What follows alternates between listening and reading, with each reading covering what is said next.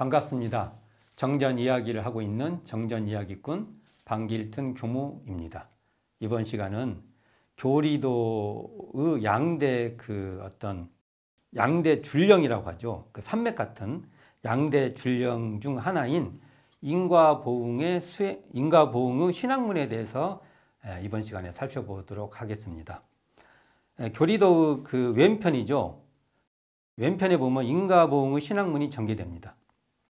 인과보응의 신학문은 교리도의 중앙 상단에 있는 일원상을 신앙의 대상으로 모시고 있는 것입니다. 소태산 대종사께서 대종경 서품 1장에서 대각일성으로 생멸없는 도와 인과보응되는 이치가 서로 바탕하여 한 뚜렷한 기틀을 지었다고 천명하십니다. 즉, 한 뚜렷한 기틀은 일원상의 다른 표현인데, 이 일원상, 한 뚜렷한 기틀은 무엇로 구성되어 있냐면 생멸없는 도와 인과보응되는 이치로 되어 있다는 것입니다. 결국 일원상을 신앙의 대상으로 모신다는 것은 불생불멸과 인과보응의 이치를 모신다는 것이 됩니다. 이로 보아서 교리도의 인과보응의 신학문이라는 이 말에는 불생불멸이 바탕되어 있다고 보아야 합니다. 왜냐하면 인과보응의 이치가 밝아졌다는 것은 불생불멸의 마음이 솟아났다는 것이고요. 불생불멸의 자리에 들었다는 것은 인과보응의 모습이 환하게 드러난다는 것입니다.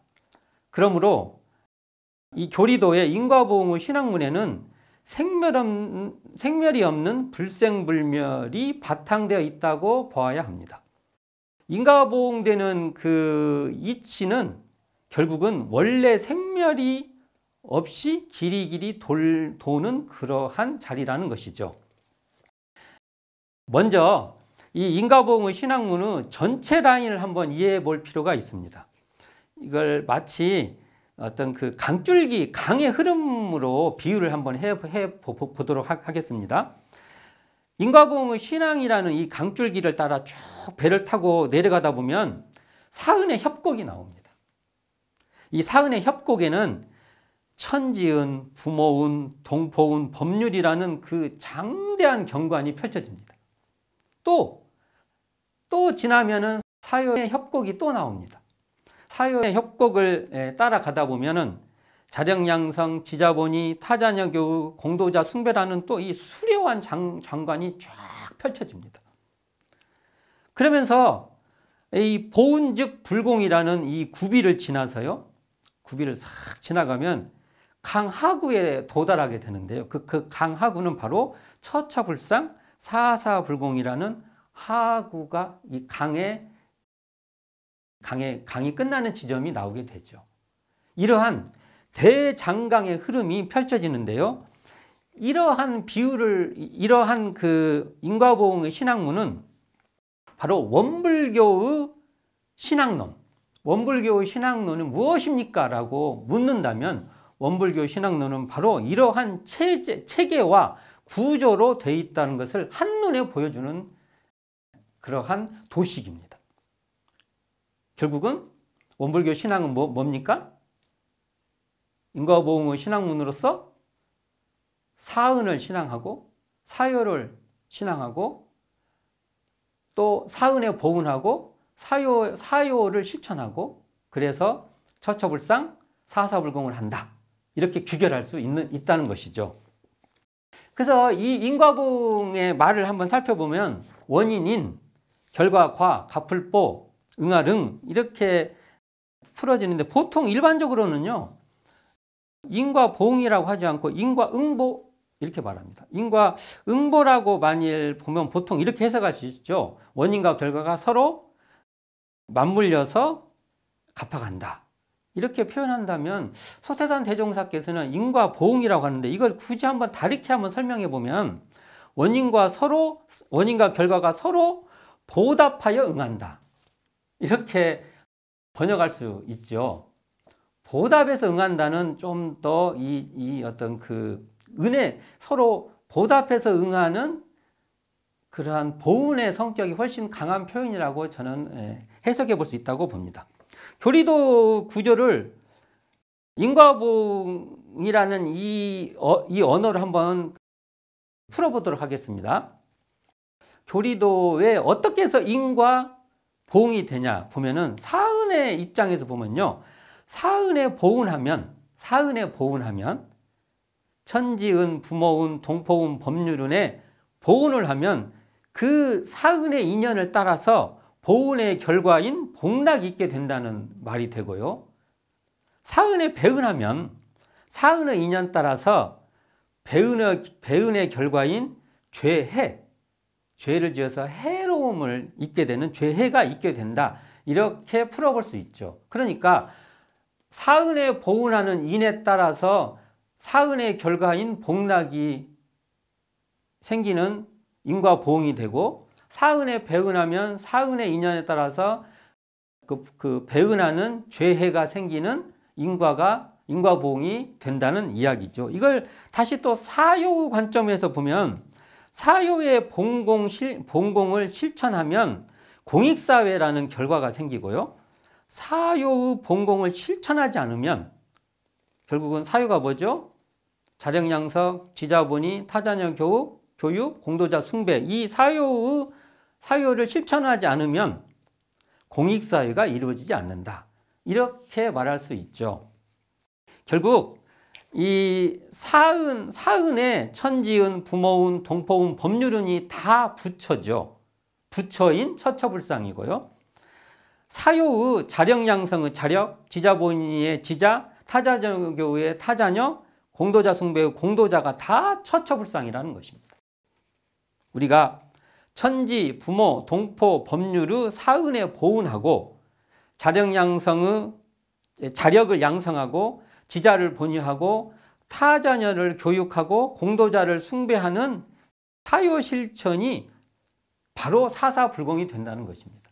결국은 사요에 보은하고 사은에 보은하고 사요를 실천하는 것이 바로 사사불공이 된다는 것이죠.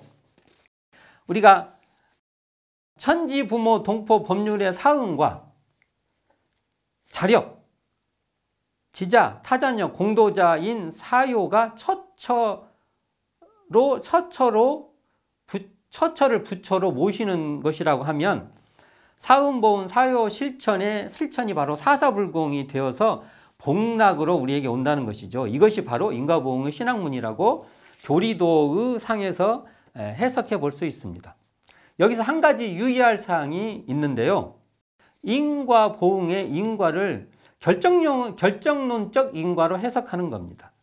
어떨 때 결정론적 해석이 되냐면 인과의 인연의 연을 생략해버리면 결정론적 인과가 됩니다. 인과보응의 신학문은 바로 인연과의 원리에 따라서 신앙하는 인연과 원리신앙이라고 볼 수 있는데요. 만일 우리가 인과에서 연을 한번 생략했다고 한번 가정을 해봅시다. 그러면 우리가 씨앗이 있다고 해보게요. 씨앗. 그러면 씨앗은 연이 없으면요, 반드시 그 안에는 씨앗 자체에서 나무가 그냥 생겨버려야 됩니다. 성장한 나무가. 그러나 분명한 것은 계절이라는 연, 또 뭐 여러 가지 조건이라는 연을 씨앗은 만나게 됩니다. 그 연에 따라서 그 환경과 상황과 조건에 따라서 결국은 어떠한 나무가 될 것인지가 영향을 받게 됩니다. 그래서 모든 것은 인과 연의 부딪힘에 따라서 결과가 생기는 것이지 인 속에 그냥 과가 그대로 결정되어 있는 것은 아니라는 것이죠. 이와 유사한 말씀을 소태산 대종사께서는 대종경 인도품 29장에서 말씀하십니다. 하루는 최내선이 대중공양을 올립니다. 최내선 선진께서 대중공양을 소태산 대종사께 올릴 때 복 짓고 복 받는 내역에 대한 법문을 말씀해 주십니다. 봉독해 드리겠습니다. 사람이 같은 분량의 복을 짓고도 그 과를 받는 데에는 각각 차등이 없지 아니하나니 그것이 물질의 분량에만 있는 것이 아니라 마음의 심천에도 있는 것이며 또는 상대처의 능력 여하에도 있나니라. 영광에서 농부 한 사람이 어느 해 여름 장마에 관리 세 사람을 월천을 하여 준 일이 있어서 그로 인하여 그들과 서로 알고 지내게 되었는데 그 농부는 한날 한시에 똑같은 수고를 들여 세 사람을 건네주었건만은 후일에 세 사람이 그 농부의 공을 갚는 데에는 각각 자기의 권리와 능력의 정도에 따라 상당한 차등이 있었다 하나니 이것이 바로 현실에 나타난 일부의 말에 불과하나 그 이치는 과거, 현재, 미래를 통하여 복짓고 복받는 내역이 되게 그러하나니라. 인도품 29장 말씀이었습니다. 이 말씀은 복을 짓는 마음과 그 물질의 정도가 원인이 된다면 그 상대처의 능력